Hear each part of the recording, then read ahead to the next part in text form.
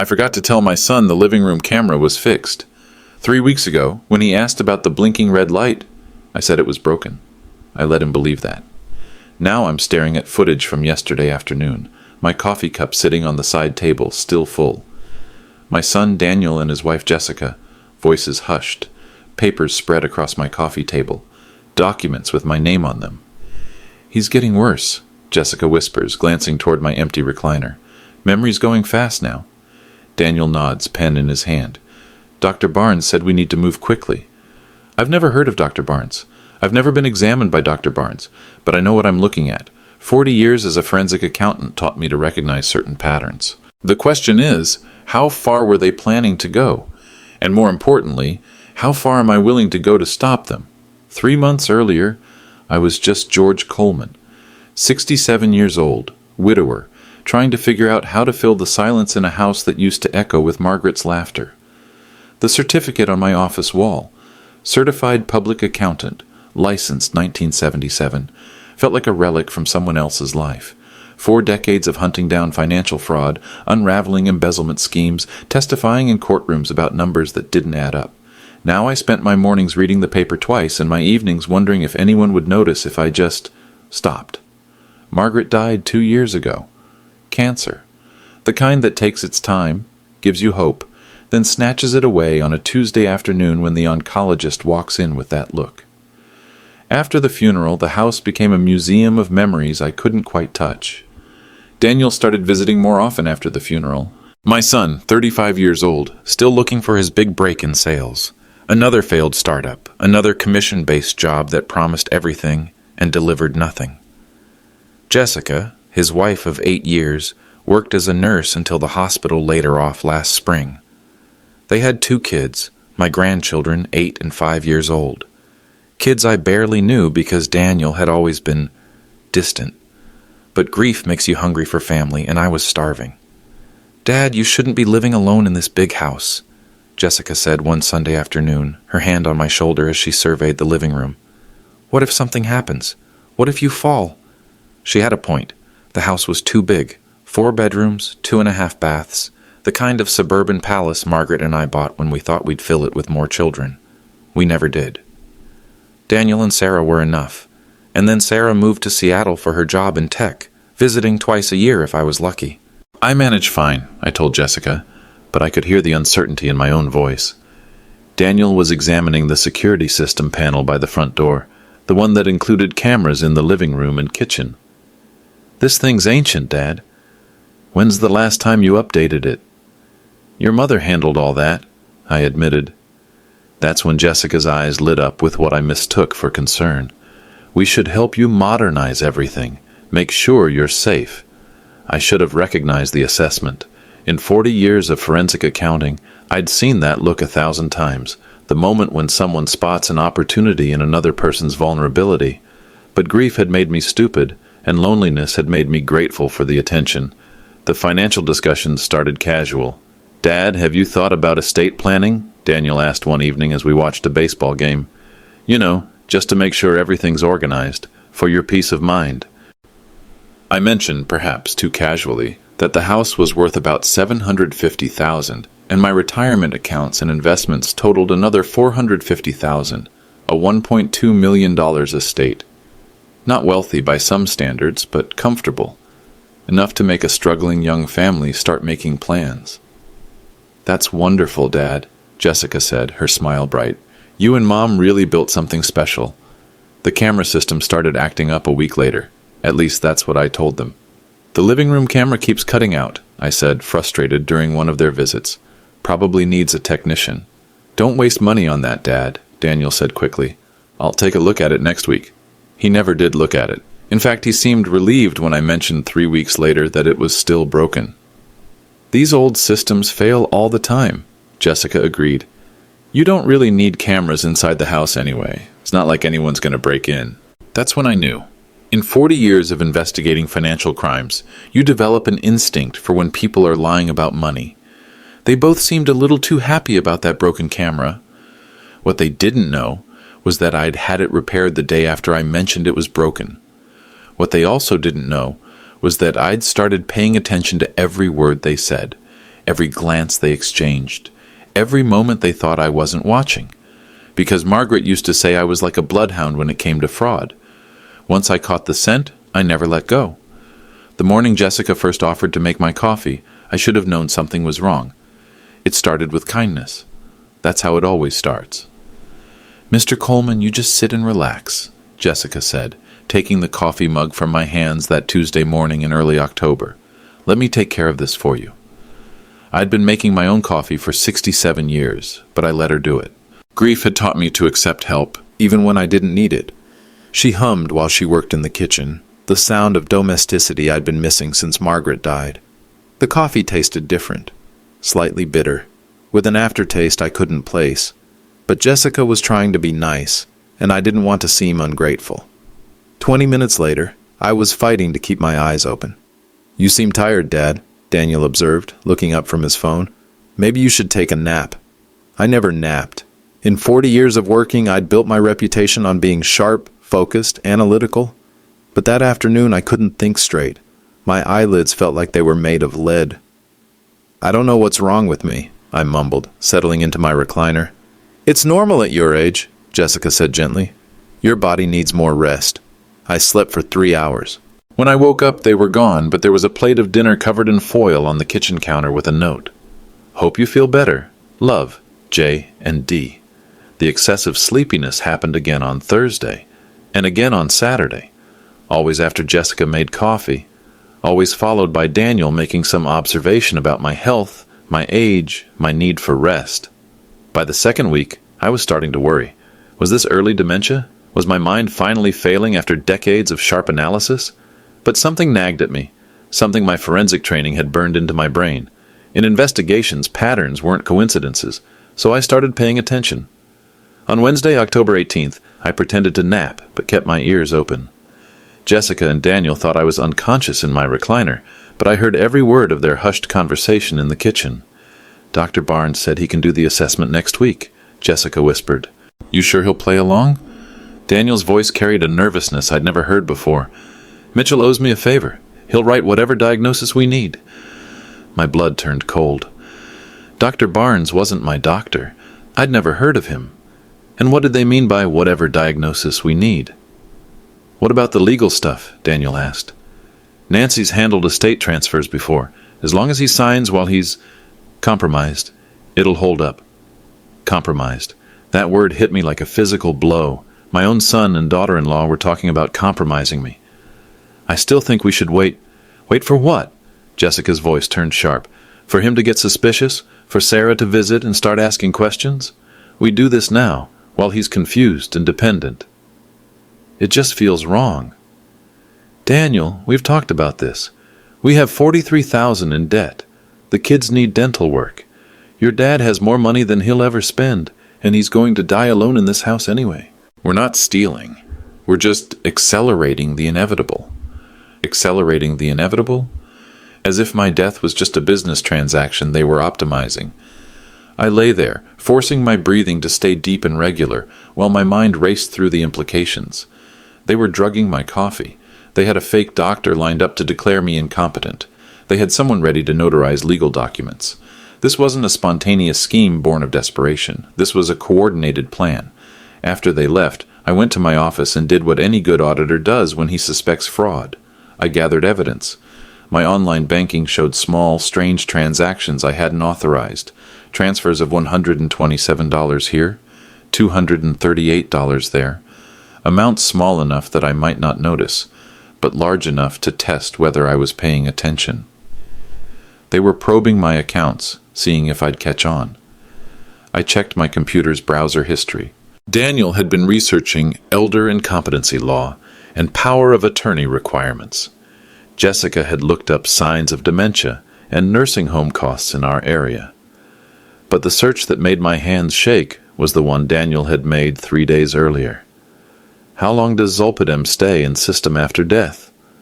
Zolpidem, the generic name for Ambien. They weren't just planning to steal from me. They were planning to kill me.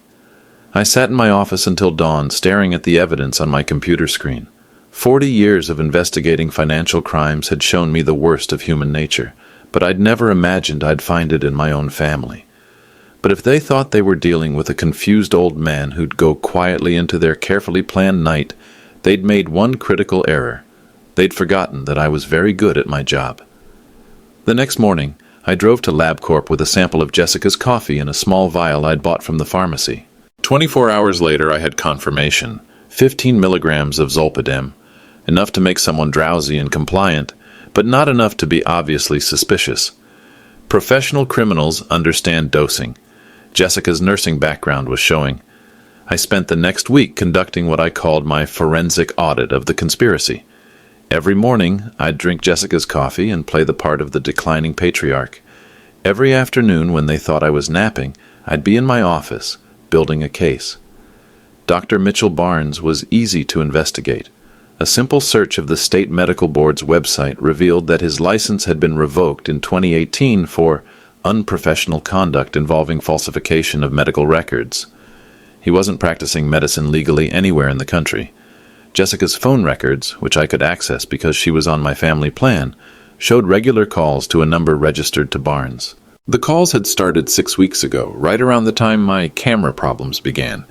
Nancy Wilson, the notary they'd mentioned, was trickier to track down, but real estate transaction records showed she'd been involved in 3 estate transfers in the past year where the property owners had later died within 6 months.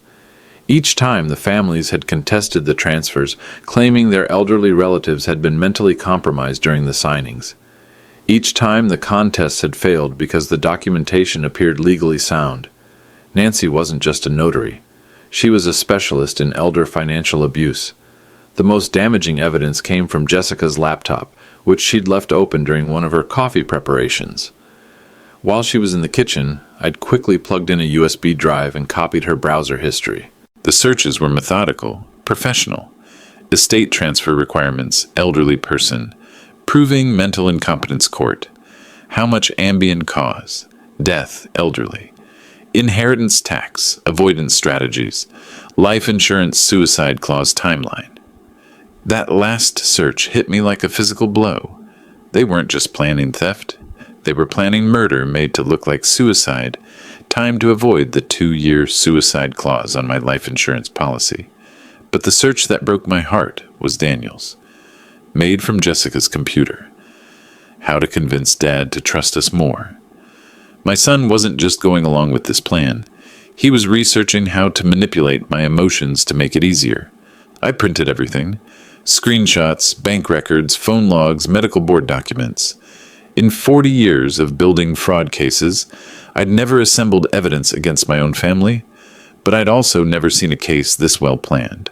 The breakthrough came when I found Jessica's notebook, hidden behind the flour canister in my kitchen. She'd been documenting my behavior, creating a record of my supposed cognitive decline. October 12th. George forgot where he put his keys. I moved them. October 15th. Seemed confused about day of the week, after double dose. October 18th. Slept most of afternoon. Disoriented when waking. October 22nd. Asked same question twice. I pretended not to answer the first time. She was creating a medical history to support Barnes's fake diagnosis. Every incident of confusion had been manufactured, documented, and would be presented as evidence of my declining mental state. At the bottom of the notebook, in Daniel's handwriting, timeline, medical eval, November 1st, estate transfer, November 3rd, accident, November 10th, 15. Accident. They'd even scheduled my death. I sat in my kitchen, reading my son's plan to kill me, and felt something I'd never experienced in 40 years of investigating fraud. The complete absence of surprise. The evidence was too thorough, too methodical. Part of me had known, from the moment Jessica first offered to make coffee, that this was never going to be simple theft. They weren't desperate amateurs. They were experienced predators who'd found the perfect victim. A lonely widower with no close family nearby, substantial assets, and a trusting nature. The only thing they'd miscalculated was thinking I'd lost the skills that had made me successful for 40 years. That night, I called my estate attorney, James Morrison, who'd handled Margaret's will and our trust documents. "Jim, I need to make some changes to my estate plan. Immediately." "Of course, George. What kind of changes?" "The kind that might save my life." As I explained the situation, I could hear the shock in his silence. But Jim had been handling elder law for 30 years. He'd seen this before. "George, we need to involve law enforcement." "Not yet. First, I want to see exactly how far they're willing to go. Because the hardest part of any fraud investigation isn't gathering evidence. It's deciding what to do with it once you have it. For 40 years, I'd investigated other people's crimes. Now I was planning my own operation. Not a crime. I'd never committed a crime in my life, but a methodical professional gathering of evidence that would destroy the people trying to destroy me, even if one of those people was my son. The irony wasn't lost on me. I was using every skill I'd developed to catch embezzlers and con artists to catch my own family. But fraud is fraud, whether it's committed by strangers or by people who call you dad. My first call was to Jim Morrison, my estate attorney. "I need a revocable trust established immediately," I told him. "Full asset protection with specific beneficiaries and conditions. George, this is highly unusual given the circumstances. Jim, in 40 years of forensic accounting, I've seen every variation of estate fraud. This isn't unusual. This is textbook. Within 72 hours, every asset I owned was protected by an irrevocable trust managed by Jim's firm. The house, the investments, the bank accounts, all of it legally untouchable without court approval and extensive documentation. But I didn't tell Daniel and Jessica about the trust. Instead, I created what auditors call a honeypot, false documents designed to tempt criminals into revealing their intentions. I left fake estate planning papers on my desk where Jessica could find them. Papers showing that my assets were still vulnerable, still directly transferable with the right signatures and medical documentation. Papers that made it look like their plan could still work. My second call was to Tom Bradley, a former colleague at the district attorney's office who specialized in elder abuse prosecutions. "Tom, I need you to know what's happening, but I don't want you to act yet." "George, if someone's trying to hurt you, they're trying to murder me, Tom, and I'm going to give them every opportunity to try." The surveillance equipment was my third priority. Professional-grade cameras, the kind I'd used in corporate fraud investigations. I installed them throughout the house while Daniel and Jessica thought I was at my weekly medical appointment. 6 cameras. Living room, kitchen, dining room, my office, the front hallway, and my bedroom. All recording to a cloud storage system they'd never think to look for. All legally permissible because it was my house, my property. I also installed new recording devices on my home phone and cell phone. Every conversation, every visit, every whispered conspiracy would be documented with timestamps and audio quality that would hold up in court. The fourth element was the most delicate, making myself appear more vulnerable while actually becoming more protected. I started acting more confused during their visits, asking the same questions twice, forgetting things I'd never forget, struggling with simple tasks I could do in my sleep, but every act of confusion was calculated. Every mistake was documented in my own notes with explanations of what I was really thinking, what I was really testing. October 28th, pretended to forget Jessica's name. Daniel immediately exchanged glance with her. This confirms they're monitoring my cognitive state for their plan. October 30th, asked Daniel same question about work 3 times in one conversation. Jessica took notes in her phone. They're documenting everything. I was giving them exactly what they wanted to see, a mind deteriorating quickly enough to justify their timeline. The genius of it was that my 40 years of experience had taught me exactly how to fake cognitive decline in a way that would be convincing to non-professionals, but obviously manufactured to any doctor who actually examined me properly. My 5th preparation was the most painful, researching my son. I'd thought I knew Daniel. 35 years old, my only son, Margaret's favorite child. A man who'd struggled with career success but who I'd believed was fundamentally good. The truth was worse than Jessica's plan to steal from me. Daniel's credit report showed a pattern of financial irresponsibility going back 15 years. Maxed credit cards, defaulted loans, a bankruptcy in 2019 that he'd never mentioned. He owed money to 12 different creditors, including 2 that used aggressive collection tactics. But the most devastating discovery was in his employment history. Daniel had been fired from his last 3 jobs for financial misconduct. Not violent crimes, not major fraud, but the kind of small-scale theft that employers usually handle quietly. Expense account padding, unauthorized use of company credit cards, taking advances on commissions that never materialized. My son was a professional victim of his own financial decisions, and he'd learned to solve his problems by taking money that didn't belong to him. Jessica wasn't the criminal mastermind I'd thought. She was just the latest enabler in Daniel's pattern of financial predation. The realization hit me like a physical blow. This wasn't his first time targeting a vulnerable family member. This was just the first time he'd targeted me. On November 1st, exactly on schedule according to Jessica's notebook, Dr. Mitchell Barnes came to my house. "Mr. Coleman, your family has asked me to do a basic cognitive assessment," he said, settling into my living room with a clipboard and a reassuring smile. "Just a few questions to make sure everything's okay upstairs." I played my part perfectly, confused about the date, uncertain about where I was, unable to remember what I'd had for breakfast. All while my hidden cameras recorded every word of his completely fraudulent medical examination. "I'm afraid I have some concerns," Barnes told Daniel and Jessica after 20 minutes of theater. "Your father is showing signs of moderate cognitive impairment, not severe enough for immediate guardianship, but certainly sufficient to raise questions about his capacity to make complex financial decisions." "What does that mean?" Daniel asked, his voice perfectly calibrated with concern. "It means you should consider having him sign important documents sooner rather than later, while he's still legally competent, but before the decline becomes more pronounced." Barnes handed Jessica a printed medical assessment form. "This documents my findings. It should be sufficient for any legal proceedings you might need to initiate." After Barnes left, I stayed in my recliner, eyes closed, listening to their conversation. "How soon can Nancy get here?" Daniel asked. "Tomorrow afternoon. I told her to bring all the transfer documents." "And the life insurance?" "That happens after the estate transfer is complete. We can't risk doing everything at once." The most chilling part was how businesslike they sounded.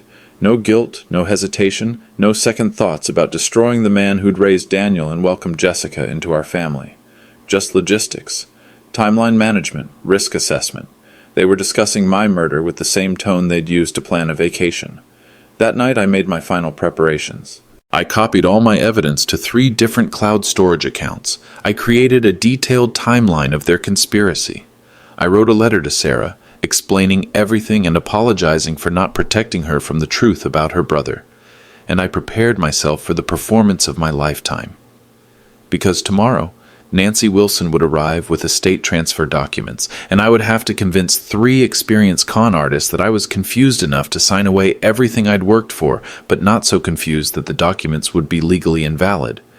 It was the most complex fraud investigation I'd ever conducted, and the only one where I was both the investigator and the intended victim. November 2nd arrived gray and cold, the kind of autumn day that makes everything feel like an ending. Nancy Wilson appeared at my door at 2:15 p.m. exactly on schedule. Mid-50s, professionally dressed, carrying a leather briefcase that probably contained variations of the same documents she'd used to steal from other elderly victims. "Mr. Coleman, I'm Nancy Wilson, a notary public. Your son asked me to help you with some paperwork." I shuffled to the door, playing my part, confused, vulnerable, grateful for help with complicated things I couldn't understand anymore. Come in," I mumbled. "Daniel said you'd be coming by." Jessica had made coffee again that morning. I'd poured mine down the sink and filled the cup with regular coffee, but I moved with the slow, careful steps of someone fighting sedation. "How are you feeling today, Dad?" Daniel asked, his voice full of false concern. "Tired," I said, settling into my recliner. "Always tired lately." "That's normal," Jessica assured me. "Dr. Barnes explained that you need more rest as your mind adjusts." Nancy opened her briefcase with practiced efficiency. "Mr. Coleman, I have some documents that will help secure your future care. Legal arrangements to ensure your children can take care of you properly." The papers she spread on my coffee table were impressive. Deed transfer forms for the house, financial power of attorney documents, health care directive authorizations, everything needed to give Daniel and Jessica complete control over my life and assets. "I don't understand all this," I said, picking up the deed transfer with trembling hands. "It's simple, Dad," Daniel explained, sitting on the edge of the couch, his voice patient but urgent. "We're just making sure that if something happens to you, Jessica and I can take care of everything. Pay your bills, maintain the house, handle your medical care." But this says I'm giving you the house. Not giving, Jessica corrected smoothly. Transferring into a family trust, for your protection. It was a lie so smooth, so practiced, that I almost admired the professional quality of it. Nancy nodded supportively, adding the credibility of her notary's stamp to their deception. Many families handle things this way, Nancy said. It protects everyone. I let my hand shake as I held the pen. I don't know. Margaret always handled this kind of thing.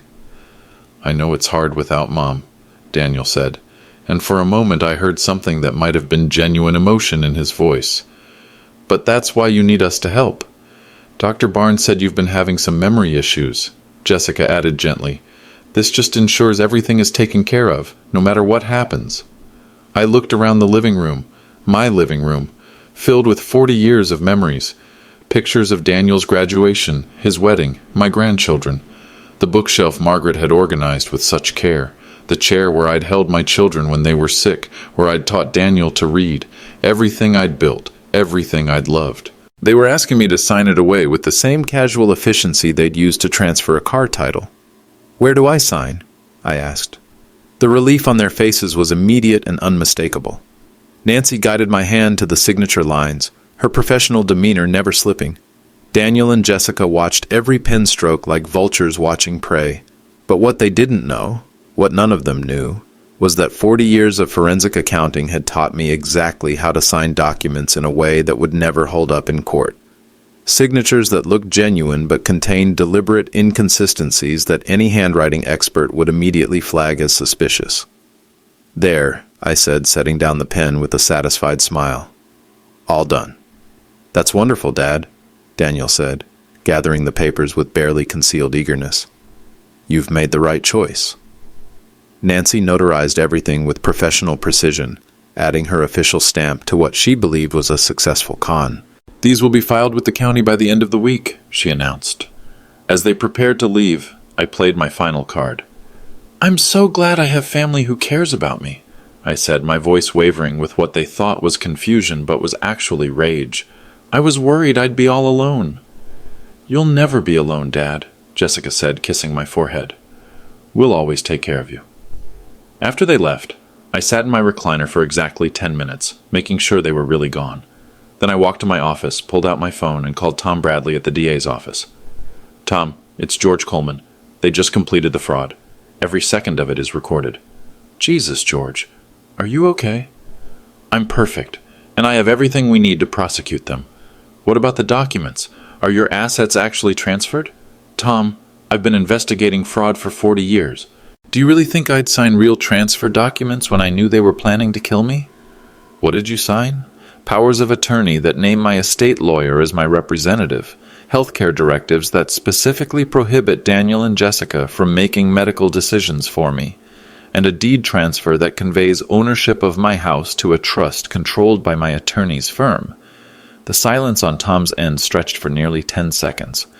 George, that's brilliant, but that means they think they own my house, but they actually just signed confessions. When they try to take possession or liquidate assets, they'll be committing additional felonies based on documents they think give them legal authority. We could arrest them right now. Not yet. I want to see how far they'll go, and I want my son to have one chance to make the right choice. Because the hardest part of any investigation isn't catching the criminals. It's deciding whether they deserve redemption or just punishment. The house felt different after they left. Not empty.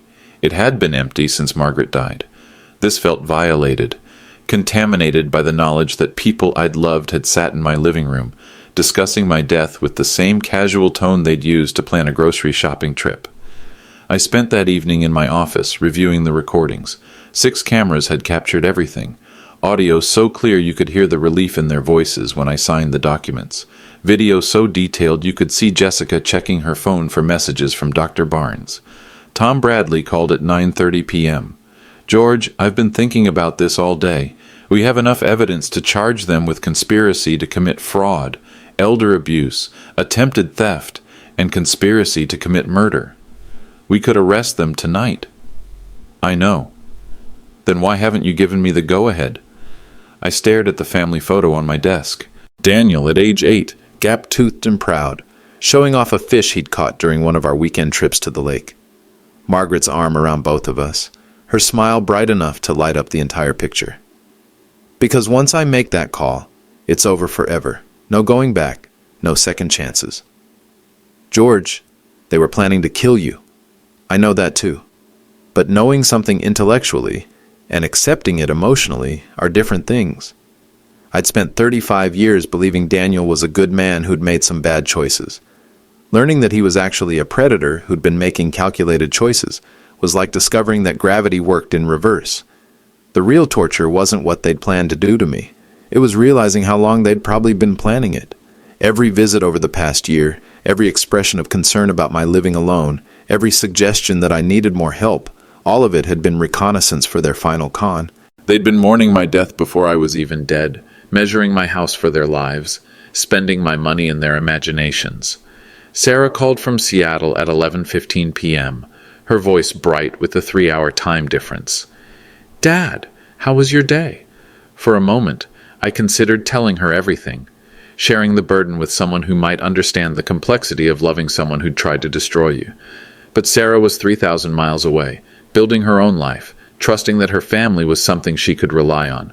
Why should I shatter that trust with the truth about her brother? "Quiet day," I told her. "Daniel and Jessica stopped by." "That's nice. It's good that they're checking on you." "Yes," I said. "Very good." After hanging up, I walked through my house, seeing it through their eyes. $750,000 in real estate, the accumulated wealth of a careful, frugal lifetime.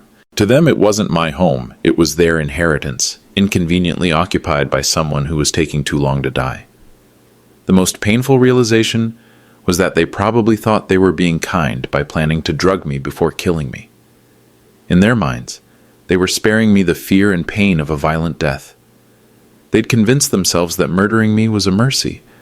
I made myself a cup of real coffee and sat in Margaret's chair, the one where she used to read mystery novels and comment on how stupid the criminals were for leaving so much evidence. "What would you do, Maggie?" I asked the empty room, but I already knew what she'd say. Margaret had zero tolerance for people who victimize the vulnerable. She'd volunteer to testify against them herself. The question wasn't whether Daniel and Jessica deserved justice. The question was whether I was strong enough to be the one who delivered it. 3 days later, Daniel showed up at my door alone. No Jessica, no notebooks, no fake medical assessments, just my son looking like he hadn't slept since Tuesday. "Dad, can we talk?" I let him in, playing the confused patriarch role I'd perfected. Slow movements, uncertain expressions, the kind of vulnerability that had convinced them I was easy prey. "Of course, you want some coffee?" "No," he said quickly. "No coffee."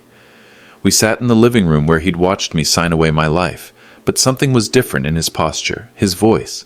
The confident predator was gone, replaced by someone who looked genuinely tormented. "Dad, I need to tell you something." "What's that, son?" "About the papers you signed the other day, about everything that's been happening."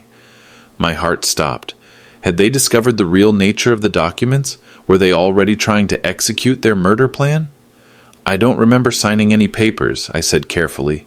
Daniel rubbed his face with both hands. "Dad, I know you're not as confused as we've been pretending you are." The admission hit the room like a physical force. For the first time in months, my son was telling me the truth. "I don't understand." "Yes, you do. You've always been too smart for your own good, too observant. Even when Mom was sick, you were the one catching things the doctors missed, asking questions they didn't want to answer." He stood up and walked to the window, his back to me. "I know you know what we were planning." "Daniel, Jessica found your notebook yesterday, the one where you've been documenting everything. The coffee testing, the background checks on Dr. Barnes, the recordings." My blood turned cold. I'd been so careful, but even 40 years of investigation experience couldn't account for every variable. "She wanted to call it off," Daniel continued. "Said we should run, disappear, start over somewhere else." "What did you tell her?" He turned around and I saw something I hadn't seen in his face since he was a child. Shame. "I told her she was right, that we should stop." "Why?" "Because the other night, when you signed those papers, you looked grateful, happy that someone was taking care of you. And I realized we weren't just stealing your money, Dad. We were stealing your trust." The words hung in the air between us.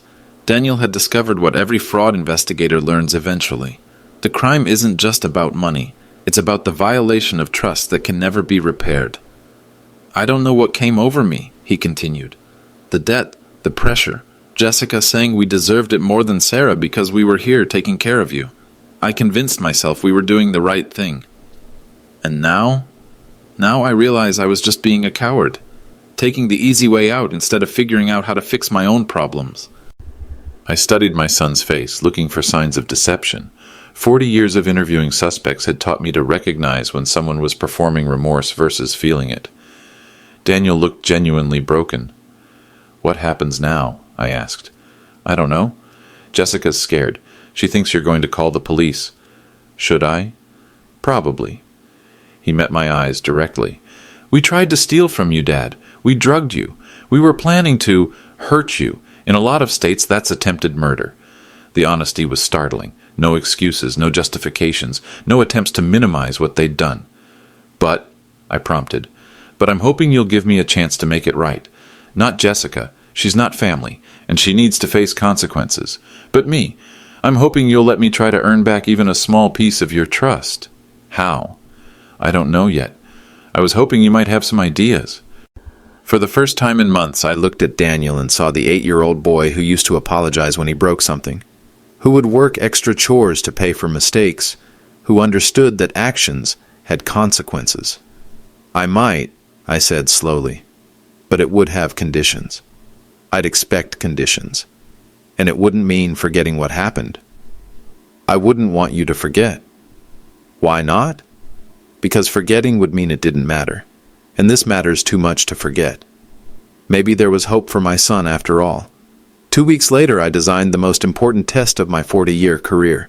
Not a financial audit or fraud investigation, but a moral examination of my own son's character. Everything would depend on whether Daniel's remorse was genuine or just another manipulation. The setup was elegant in its simplicity.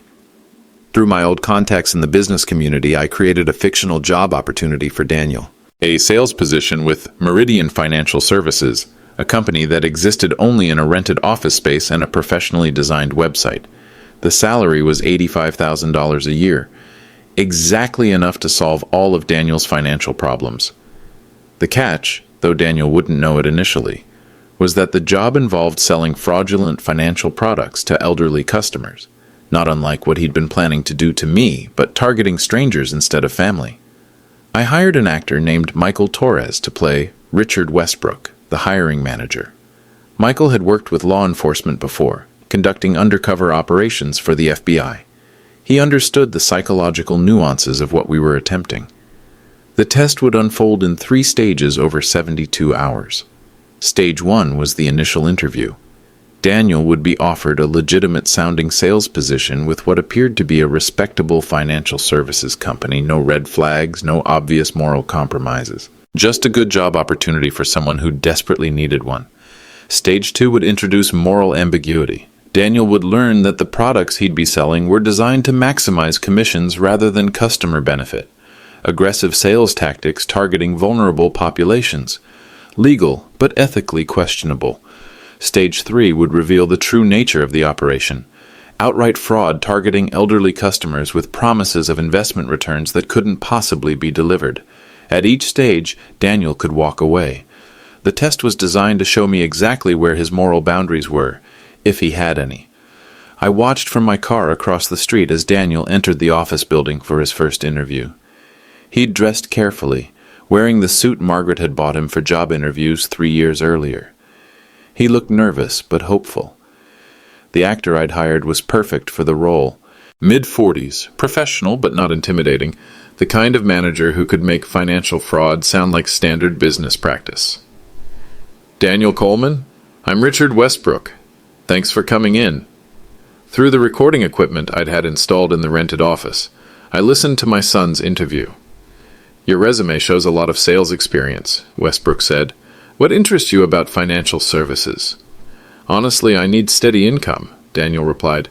I've had some financial setbacks, and I'm looking for a career where I can build something long-term. What kind of setbacks? Bad decisions, overspending, using credit to solve problems instead of addressing them directly. The honesty was encouraging. No excuses, no blame shifting. We appreciate candidates who've learned from their mistakes, Westbrook said. Our client base includes a lot of people who need guidance with financial planning.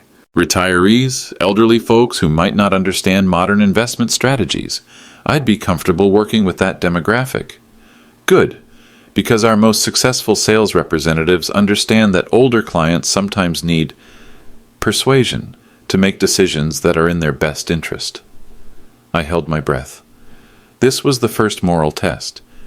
Would Daniel ask what persuasion meant, or would he accept the euphemism without question? What kind of persuasion? Daniel asked. Nothing improper, just understanding that elderly clients can be overly cautious about investment opportunities. Sometimes they need help seeing past their fear to the potential benefits, as long as the investments are legitimate. Of course they're legitimate. We're a licensed financial services company. Daniel accepted the job. Stage 1 complete. 3 days later, he returned for what Westbrook called advanced product training. Daniel, I want to show you our most profitable product line, Westbrook said, spreading brochures across the conference table. These are what we call enhanced return investments. They promise higher yields than traditional products. What makes the returns higher? They're structured to maximize our commission fees. The more we make, the better we can serve our clients. Daniel studied the paperwork. These fees seem pretty high, 20% of the initial investment? That's standard for premium products. But that means clients would need 20% returns just to break even. Most of our clients don't understand fee structures that well. They focus on the promised returns, not the costs. Stage 2. Would Daniel accept a job that involved hiding important information from customers? I'm not comfortable with that, Daniel said after a long pause. Daniel, this is how financial services works. Clients pay for expertise and access to exclusive opportunities. If they wanted low fees, they'd invest in index funds. But they should understand what they're paying for. They understand enough. Look, you need this job, right? You have debt, family obligations. This position could solve all your financial problems. The room fell silent. I could picture Daniel weighing his desperation against his conscience. I need to think about it, he said finally. Don't think too long. We have other candidates. Daniel left without committing. Stage 2 incomplete, but not failed. 2 days later, Westbrook called Daniel with an ultimatum. Daniel, we need a decision today. Are you interested in this position or not? I want the job, but I have concerns about the fee structure. Let me be completely honest with you, Westbrook said. These aren't really investments. They're structured to generate maximum fees with minimal returns. Most clients lose money. But it's all legal and the commissions are excellent. Stage 3. Complete transparency about the fraudulent nature of the operation. You're telling me this is a scam? I'm telling you this is business. Clients who are sophisticated enough to ask the right questions get accurate information. Clients who aren't, don't. That's fraud.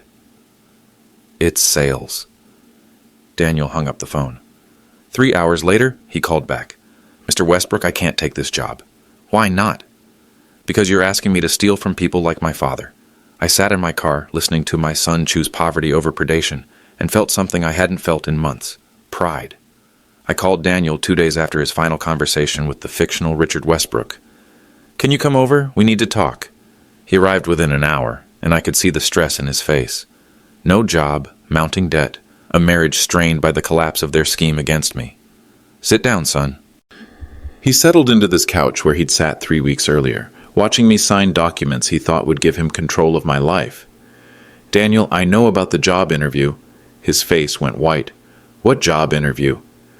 Meridian Financial Services. Richard Westbrook. The position selling fraudulent investments to elderly clients. How could you possibly... He stopped, understanding flooding his expression. You set it up. I did. You were testing me. I was... He stood up and walked to the window, the same position he'd taken when he confessed their original plan. So this was all some kind of elaborate... What? Psychology experiment? It was a chance for you to show me who you really are when you think no one's watching. And what did you conclude? That you're capable of making the right choice even when it costs you everything. Daniel turned around. Dad, I walked away from that job because I realized what Jessica and I tried to do to you was exactly the same thing. taking advantage of someone who trusted us. I know. You know? Daniel, I recorded everything. The interviews, the phone calls, your decision-making process. I heard you refused to steal from strangers the same way you'd refuse to continue stealing from me. So what happens now? You've proven I'm not completely worthless. Congratulations. The bitterness in his voice was justified. I'd manipulated him just as expertly as he'd manipulated me, even if my motives were different. Now we talk about conditions. Conditions for what? For rebuilding a relationship between us, if that's what you want. Daniel sat back down, his posture careful, guarded. What kind of conditions? 3 requirements, non-negotiable. I'm listening. First, you work with the prosecutor's office to testify against Jessica and anyone else involved in your plan. Dr. Barnes, Nancy Wilson, anyone who helped you. That means Jessica goes to prison. Jessica committed multiple felonies against me. She deserves to go to prison. She's the mother of your grandchildren, and that breaks my heart, but it doesn't change what she did. Daniel nodded slowly. What's the second condition? You enter a court-supervised debt counseling program. Every dollar you spend, every financial decision you make gets reviewed by a counselor for the next 18 months. That's humiliating. You've made approximately $40,000 worth of bad financial decisions in the past 5 years. You need supervision until you prove you can manage money responsibly. And the third condition? You pay restitution for the legal costs and damages your scheme caused. $23,000, at the rate of $850 per month until it's paid off. Dad, I don't have $850 a month. Then you'll need to find a way to earn it. How am I supposed to do that? You just cost me a job opportunity. Daniel, that job opportunity was fake. It was designed to test your character, not provide income. So now I'm unemployed, soon to be divorced, and you want me to pay you $900 a month I don't have. $850, and yes. He stood up again, pacing to the kitchen and back. This isn't reconciliation, Dad. This is punishment with a fancy name. This is accountability. There's a difference. What's the difference? Punishment is what happens when someone commits a crime and society demands justice. Accountability is what happens when someone commits a crime and chooses to make it right.